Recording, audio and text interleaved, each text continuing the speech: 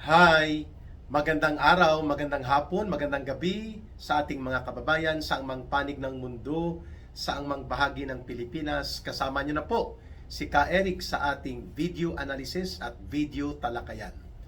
Sa araw na ito po ay pag-uusapan natin ang patuloy po na ginagawa na panggigipit at pangdurog ng mga hakbang ng International Criminal Court laban kay Pangulong Rodrigo Duterte at ang pinakahuli na inilabas nilang desisyon na nagpapawalang bisa o nagtatapon, throwing out or dininay ang desisyon na ito o ang petisyon na isinampa at isinumiti ng mga abogado ni Pangulong Duterte hinggil sa pagko-question sa actual and valid jurisdiction ng ICC sa paghawak ng kaso o mga reklamo laban kay Pangulong Duterte.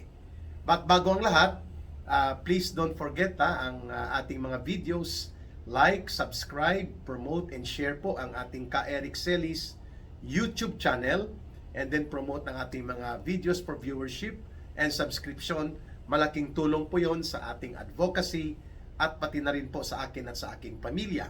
Sa mga nagtatanong po kung bakit nagkukurap-kurap daw minsan ang videos ko, ang paliwanag sa akin ng ilang mga vloggers na nakakausap ko, kung ang link ay na-share mula sa Viber at hindi direkta po na pinanood sa YouTube, nagbi-blink siya. Dahil ang Viber ay may problem siya sa link transition. Ayun, kung paano niya gawa ng transition ang sinishare na video mula sa YouTube, i-share through Viber link and then Viber to Viber or other link. Kaya mas maganda po sa nagtatanong kung bakit kukurap-kurap ang video, doon po sa YouTube app mismo panoorin ang video. Halimbawa, latest video ni Ka Eric or video with Ka Eric o video ni Ka Eric, or puntahan nyo ang channel, mag-subscribe kayo at hanapin nyo ang latest video pag hindi po kayo nakakatanggap ng notification. Okay? So, hindi po problema ang video ko, kundi ang problema yung link na kapag i-share ko siya sa Viber, din ang Viber link na na-share ko, i-share ko sa iba, nagkakaroon po ng kurap-kurap.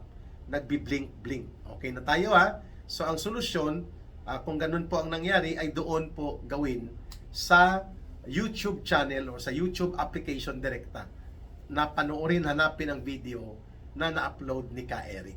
Ayun. Maraming salamat din at lubos po ang aming pagbibigay ng taos-pusong pasasalamat sa mga tumutulong sa ating Ka Eric Celis Advocacy Program, lalo na po ang ating Bangon Sambayanan People's Movement na nagbibigay ng mga public forum, community or barangay pulong-pulong at nakakapagsalita, nakapagpapahayag si Ka Eric, no, at mga kasama ko. Ang ating line of support, kung gusto po niyo nung tumulong sa aming mga ginagawa, ay dito na lang natin idaan sa numero na 0916-308-7710. Ulitin ko po, GCash line na rin po yan, 0916-308-7710. Kay Langging po yan na linya. Okay? Rohilda Celis. Again, nauna po ay dininay ng ICC Chamber of Pretrial Chamber of Judges ang petition for interim release ni Pangulong Duterte. At nagpapakita po doon ng bias. Ang ground nila na hindi naman daw dapat gamutin o hindi dapat daw asikasuhin ang medical condition kung mayroon man na kinakaharap si Pangulong Duterte outside of the detention center. According sa pagtingin ng ICC, pwede daw gawin yan sa loob mismo ng ICC compound without regard sa pangangailangan ni Pangulong Duterte ng family support, regular na pagpapacheck up at monitoring ng mga medical team dahil nga masilan ang kanyang kalagayang pangkalusugan, lalo na ang kanyang tinatawag na cognitive impairment. Pag sinabi pong cognitive impairment, ang kakayanan ng brain ni Pangulong Duterte, unang kanyang utak, na magproseso ng mga memorya. Medyo mabagal at mahina. Ayun. Kaya nga mayroon pong kaakibat na petisyon on the ground na magiging unfit for trial si Pangulong Duterte. Kaya habang unfit for trial siya, i-consider na ang humanitarian ground as basis para siya ay maparelease, makataong pagtrato. Sapagkat hindi naman siya convicted at siya naman po ay inaakusahan pa lamang. And under the Rome Statute and under the United Nations International Convention on the Protection of Civil and Political Rights, yan po ay karapatan ni Pangulong Duterte as if yan din po ay garantiyang karapatan sa iba pang mga nakukulong sa mga pang-international na tribunal o sa mga kulungan sa amang bahagi ng mundo. Sapagkat covered po yung karapatan na yan ng, again, uulitin ni Ka Eric ha, International Convention of the United Nations on the Protection of Civil and Political Rights. Yan po ay hindi ibinigay at hindi kinilala ng ICC na karapatan at pwedeng ma-avail yan ni Pangulong Duterte. So dininay nila ang humanitarian grounds as basis for the interim release or temporaryo at pansamantalang pagpapalaya kay Pangulong Rodrigo Duterte. Nagpapakita doon ng tinatawag na manifest bias. Pag sinabi pong manifest bias, walang pag-aalangan, nagpapakita talaga ng hindi pagkagusto itong mga judges ngayon na nakasalang para mamuno at isagawa ang trial laban kay Pangulong Duterte. Wala pa man po at hindi pa nagsisimula ang formal na proceeding sa trial, ay nagpapakita na ng manifest bias or indicative of prejudice. No, hindi may tatanggi na mayroon silang prejudice laban kay Pangulong Duterte sapagkat ito ay very vocal and very critical ang kanyang paninindigan na magbatikos at manindigan laban sa mga pakialamerong European and Western countries, including pati sa Amerika pa. Pangalawa, hindi lamang po dininay o hindi lamang na ipinagkait ng korte ng tribunal ng ICC ang petition for interim release on the grounds of humanitarian release and on the ground of the protection of the International Convention on the Civil and Political Rights ni Pangulong Duterte. Lahat na yan ay itinanggi at hindi po binigyang halaga ng mga bias at mapang-alipusta na mga arroganting namumuno na mga hukom doon sa tribunal ng ICC. Pangalawa, kaninang umaga ay lumabas din po ang balita na denied na naman ang isa pang petisyon na magpapalaya sana kay Pangulong Duterte na nauna nang naisampa. Ito ang question of jurisdiction ng ICC over the case and matters pertaining to the complaints na isinampa laban kay Pangulong Duterte. At ano pong epekto nito? Kung denied po ang petition of clarificatory decision hinggil sa kung mayroon bang jurisdiction, sakop pa ba ng ICC as an international tribunal ang mga kaso o reklamo na inihahayag laban kay Pangulong Duterte at ang Pilipinas at hindi lamang si Pangulong Duterte, sakop pa ba ng jurisdiction ng ICC under the Rome Statute? At ang petisyon na ito ay muli pong ibinasura ng ICC. Matandaan po natin, bigyan lang natin ng konting historical context. Noong 2018 po, ay itinulak ng gobyerno ni Pangulong Duterte na kumalas na at tumiwalag ang Philippine government at ang ating bansa mula sa pagiging miyembro o pagiging sakop ng ICC under the international treaty na isinasaad ng Rome Statute. So kung yun ay March 2018 at na-consummate yun, na isubmit, ang kanyang maturity at effectivity ay a year after according to the rules stipulated sa Rome Statute as a part of the treaty. At therefore, kung 2018 March, pagdating po ng March 2018, isang taon yon, nag-take effect po at kinilala ng Korte Suprema na wala na tayong anumang treaty obligation na natitira pa para sa ICC at hindi na tayo obligado na mag-cooperate o mag-submit ng ano pamang mga requirements nila sakaling sila ay mangingialam pa sa Pilipinas. Therefore, nag-take effect po ang pagiging bogus ng ICC in terms of relationship to the Philippine Sovereign Authority and to the Philippine nation, sa bansa mismo natin. Nag-take effect po noong March 2019. I think to be exact, March 18, 2019, ay hindi na po tayo obligado na anumang kooperasyon ay gagawin natin sa ilalim ng international na mga kasunduan na magko-cooperate tayo sa ICC. Maliban po dyan, ang ICC ay wala na rin pong jurisdiction. Hindi na nila sakop at hindi na nila pwede panghimasukan o mag-demand ng cooperation mula sa Philippine authorities o sa anumang bahagi ng Philippine government kung ang pag-uusapan po ay matters pertaining to the cases or activities and operations na gustong gawin ng ICC.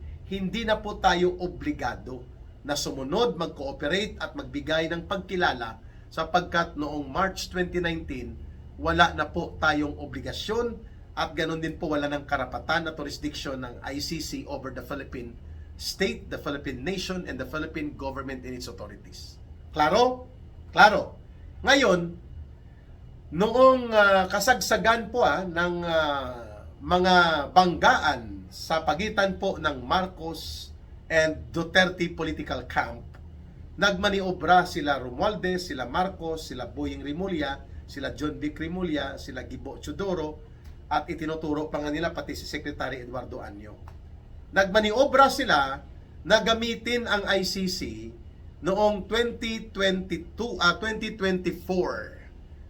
to be exact, October. Nagpapasok na sila, October 2024, pinapasok na po nila Marcos ang mga illegal na pangingialam ng ICC investigators and staff of the prosecution team dito sa Pilipinas. Ang nag-sponsor, sila Saldico at sila Martin Romualdez. At malamang ang ginamit yung ginurubo at ninakaw nilang mga pera mula sa flood control projects. At patago nila itong ginawa.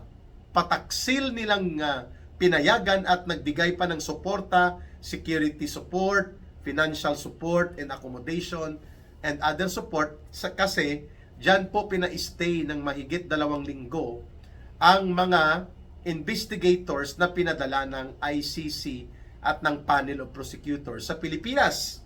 At ang nag-facilitate, nagbigay ng suporta, pundo, pangangailangan ay ang gobyerno mismo ni Marcos. That was October 2024. And sinabi ng ICC na yun daw ay valid sapagkat they were investigating yung alleged crimes and violations of former President Duterte when the Philippine government and our state was still part of the ICC.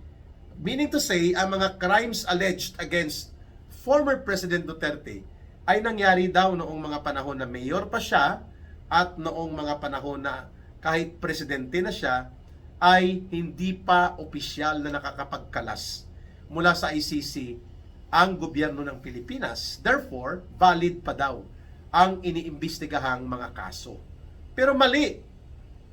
The authority and the right to intervene and conduct legitimate and legal na mga activities para sa ICC ay kailangan pong sakop pa nila tayo kapag ginawa nila yung pag-imbestiga. During the investigation noong October 2024 sa kapritsyo at maniobra nila Marcos at Romualdez, ang ICC po ay pumasok dito ang kanilang mga panel of investigators at doon pa pinatira sa Midas Hotel na pagmamay-ari po nila Saldico at ang nagbigay ng mga pondo, security detail mula sa police at full cooperation sila Marcos, sila Rimulya, sila Saldico at sila Romualdez. Ayun. Kaya nga po dapat nakita na ito nila Pangulong Duterte kasi in-expose ko po ito at in-expose ito ng maraming mga political vloggers at ng iba pang mga political commentators na mukhang may niluluto ang ICC na itutuloy nila ang gagawing pag-custody kay Pangulong Duterte, kaya sila pumasok dito noong October 2024. And by the way, ang mga naghakot ng mga kadudadudang mga testigo at mga nagmaniobra ng mga galawan ng ICC investigator sa Pilipinas ay ang mga kasabwat din mismo ni Marcos at Romualdez na mga urban operatives ng CPP, NPA, NDF. At sila po ang nagdala ng mga testigo, ng mga lugar na pupuntahan, gumawa ng documentation. Itong grupo po nila Cristina Conte, na aktibo na Communist Party operative po ito, at ginagamit niya na maskara ang NUPL or the National Union of Patakas Lawyers. At yung iba pang grupo like ng ginagamit ng CPP, NPA, NDF sa pagkukunwari sa human rights advocacy, pero actually ito ay created, led, and organized by the Communist Party of the Philippines at sumusuporta sa New People's Army at sa NDF itong karapatan at pati na ang bayan, bayan muna at mga party list nila. Lahat ng ito pinagkaisahan po nila si Pangulong Duterte at patago at palihim na pinunduhan, kinonsinti at pinotrektahan pa ni Marcos at Romualdez.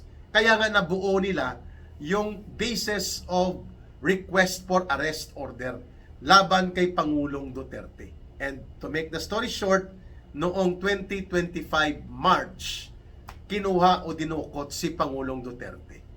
At ito na, ang problema natin dahil nagkaroon na ng actual physical custody ang ICC kay Pangulong Duterte, unless tayo ay magkaroon ng military rescue capability the way sa bansa ng Amerika na sila ay may tinatawag po na The Hague Invasion Act, na kaya nilang i-rescue at kuhanin ang sino mang instrumentalidad, bahagi ng kanilang gobyerno, ng armed forces nila at ng kanilang mamamayan na kinuha ng ICC.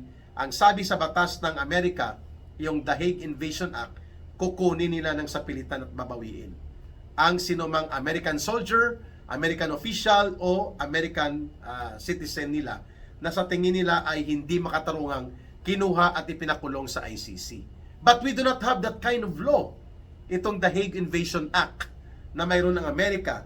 So the only way for us na makakatulong at talagang makapagmaniobra is to fight it out sa loob mismo ng ICC, sa tribunal.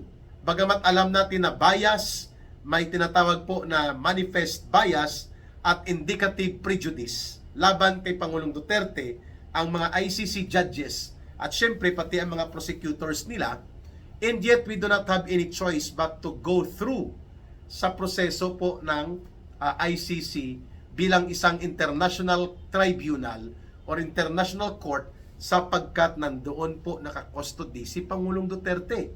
Magkaibang bagay na kahit ano ang postura at mga paghuhuramintado ng ICC para dakmain, kunin at ikustody si Pangulong Duterte, if the actual physical custody of former President Duterte was not delivered by Marcos, hindi siya pinagtaksilan ng taksil at tampalasang gobyernong ito, wala po tayong problema na hindi kayang ipatupad yan ng ICC kay Pangulong Duterte kung sakali mang nagdesisyon noon si Pangulong Duterte na mananatili po siya sa China o sa Hong Kong o sa Macau to buy time, no, para lamang makapag-maniobra pa. Subalit nagkaroon po ng sobrang kumpiyansa ang team ni Pangulong Duterte at nagkaroon po sila ng underestimation sa tingin ko on the evil capacity of Marcos and Romualdez na kaya nilang gawing ipapadukot si Pangulong Duterte. Nangyari po ang hindi dapat mangyari.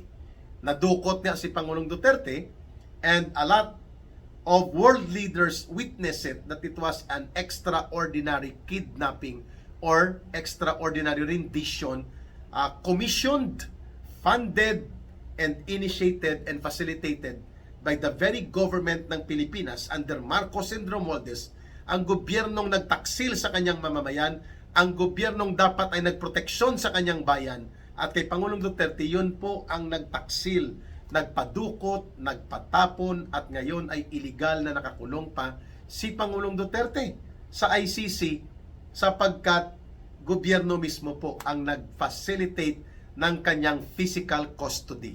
So therefore, because of the actual physical detention and physical custody exercised by the ICC Chamber of Judges and the tribunal itself, aba, wala ka na tayong ibang choice kung hindi man natin kayang i-rescue ng sapilitan si Pangulong Duterte at mapapalabas mo siya doon sa ICC compound in detention, kundi ang dumaan sa proseso ng mga petisyon, argumentasyon, at mga kung ano po ang required as a procedural remedy ng mga legal defense team ni Pangulong Duterte. Yan, ngayong araw na ito, kumalat na naman po ang balita that former President Duterte is now having another nightmare ng pagkakaroon ng isang bias at parang sindikato, bogus na nga, arrogante pa at mapagmata, no? At talaga namang gustong durugin nitong ICC si Pangulong Duterte, kaya denied ang petition questioning the jurisdiction or ang sakop pa ba ng ICC si Pangulong Duterte. Wala, denied na naman sapagkat pinanindigan nila na ang mga krimen daw na alleged against former President Duterte ay nangyari naman noong mayor pa siya at noong aktibo pa ang Pilipinas bilang bahagi at miyembro ng ICC. Pero mali po yun. Because the moment na naging consummated and naging effective na ang ating pagkalas at pagtiwalag ng ating gobyerno at ng ating soberanya at ng ating mga commitment doon sa ICC noong March 2019, nag-take effect na siya, wala na po tayong anumang obligasyon sana na kilalanin pa at papayagan pa ang panghihimasok na ginagawa ng ICC. Kaya nga hirap na hirap ngayon ang pamilya ni Pangulong Duterte. Hirap na hirap po ang mga abogado niya sapagkat manifest partiality, manifest bias, and indicative prejudice. Yun po ang ipinapakita ng pagkahambog at pagkaarogante nitong mga ICC Chamber of Judges. Kawawa po si Pangulong Duterte. He does not deserve this kind of situation na ang naglikha at nagpumilit na mangyari ito sa kanya at gawin ito ay ang gobyernong pinaglingkuran niya, ang Republika ng Pilipinas sana mismo. Dahil nga bulok at napakasama ng gobyernong umiiral sa ilalim ni Marcos at Romualdez, ito pa ang naging dahilan upang si Pangulong Duterte ay malugmok ng tuluyan sa isang banyagang bansa na bogus naman po ang ICC authority doon, subalit nakakulong at walang karapatan si Pangulong Duterte bilang isang malayang mamamayan. Ano pa po ba ang mangyayari dito? Ngayon, kung i-establish ng ICC na fit for trial si Pangulong Duterte, mukhang minamadali nila na within a year or 2 years bago bumaba si Marcos Jr. ay mapapakonvict nila si Pangulong Duterte kung hindi po natin magagawa ng paraan ng kanyang mga abogado na mapalabas ito si Pangulong Duterte. Yun ang nakikita nating game plan. At ito ay may involvement ng pera. No less than US President Donald Trump ang nagsasabi that the ICC operates like a big criminal syndicate. All for the money, all for persecution, and all for their political bias na gusto nilang gamitin ito as leverage para gipitin at habulin ang mga leaders of government na gusto po ng Western nations, lalo na ng European nations, na durugin. Ayun. And that includes former President Rodrigo Duterte. Nakakalungkot, mga kababayan? And besides, mga kababayan, kailangan din po nating makita na hanggat nandyan si Marcos at sila Romualdez sa poder at kapangyarihan at ang CPP, NPA, NDF ay kasabwat nila, pati ang mga dilaw and yellow pink zombies at ang mga bayaran nilang mga mercenaryo, political mercenaries like Trillanes, sila Hontiveros at sila De Lima, magiging dihado at politically disadvantaged po ang mga Duterte at hindi po malamang mapapayagan na mapapabalik si Pangulong Duterte at mapapauwi sapagkat napaka-insecure at takot na takot po ang gobyernong Marcos Romualdez na nandito physically present sa Pilipinas si former President Duterte. Lalo pa ngayon sa paglawak at pagtindi ng galit at mga sentimiento ng mamamayan laban sa pandarambong at pangungurakot na malawakang naganap at pinahintulutan at naging kasabwat pa malamang si Marcos kay Romualdez at sa iba pang mga tiwali at magnanakaw na mga politiko.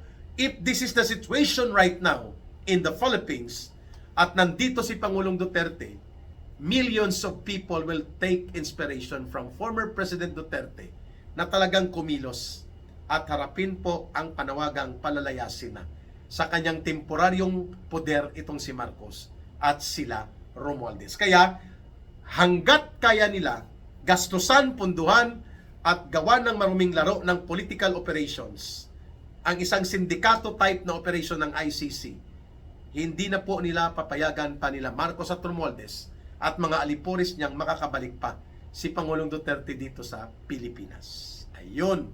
At syempre, isusunod nila ang mga tauhan o mga malalapit kay Pangulong Duterte na durugin na rin. Isa po dyan na pinakamalapit syempre ang anak niya, the current Vice President Sara Duterte, na talagang ginagawa ng pamamaraan nila Tito Soto, nila Ping Lacson at grupo nila na mabuhay muli ang impeachment at the House of Representatives upang tirahin na nila sa impeachment court trial si Sara Duterte, may pa-ombudsman attack pa sila at kung ano-ano. Similarly, kahit wala na po si Pangulong Duterte dito physically sa Pilipinas, ay ganun pa rin pong atake nila Trillanes, nila De Lima, nila Hontiveros at pati ng mga komunistang teroristang patuloy na binabayaran, minimaintain ni Marcos at ni Romualdez bilang mga attack dogs and demolition job machinery niya laban sa Duterte political camp. We just hope and pray na si Pangulong Duterte po ay makakakita pa ng bagong liwanag in the midst of a biased at isang imperialistang tipo ng arugante at hambog na mga judges na ang tinitingin nila kay Pangulong Duterte kahit wala pang trial, guilty na the way they treat former President Duterte right now. Malungkot po ito at tayo po ay nababahala na baka nga doon na talaga ibubulok nila si Pangulong Duterte unless there will be change of leadership at sa pagbabago ng gobyerno, bagamat hindi niya direktang makukuha si Pangulong Duterte, pressures from other political leaders ng malalakas na bansa ay pwede po makakuha ng tulong at suporta si Pangulong Duterte. Na sakasakali po on the grounds of humanitarian consideration sa kanyang kalagayan, edad at hinaharap ng mga challenges sa kanyang kalusugan ay mapapayagang mapapalaya siya bilang karapatan niya sa international na mga konbensyon hinggil sa kalayaang sibil at politikal. Magbabalik po ang ating ka-Eric video analysis at video talakayan every once in the morning may isa tayo and then in the afternoon isa ulit. At sa gabi po mayroon tayong live stream ka-Eric Celis YouTube channel and then sa ating ka-Eric Jeff Celis Facebook Live sabay po yun. Doon sa mga nagrereklamo sa kumukurap-kurap at medyo masakit sa mata ang panonood sa video ni ka-Eric ay dahilan po yon sa weak link ng Viber. Minabuti po natin na i-check at ito ngayon ay nagpapakita that when you play the video sa YouTube channel o sa YouTube application, hindi po nagkakaproblema, hindi kumukurap-kurap. Ayan.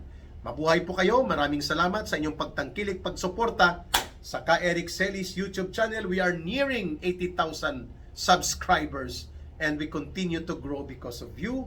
At dumadami din po kahit papaano ang ating viewership. Para sa Diyos at sa Pilipinas nating mahal, mabuhay at mahalin po natin palagi ang sambayan ng Pilipino dahil walang ibang magmamahal nito kundi tayo ring mga Pilipino. Mabuhay po kayo. God bless everyone and may Allah will be with those who are Muslim brothers and sisters. Huwag pong kalimutan ang pagkakaisa at pagmumulat sa mamamayang Pilipino ay daluyan ng pagbabago sapagkat diyan nagsisimula sa mulat na mamamayan ang tunay na lakas at kapangyarihan ng mamamayang nagsusumikap na baguhin ang kalagayan ng ating lipunan, ng ating bayan, ng ating gobyerno. Maraming salamat muli. See you again, lalo na tonight, 9:30 or 9:15 in the evening, Philippine Standard Time. Bye for now.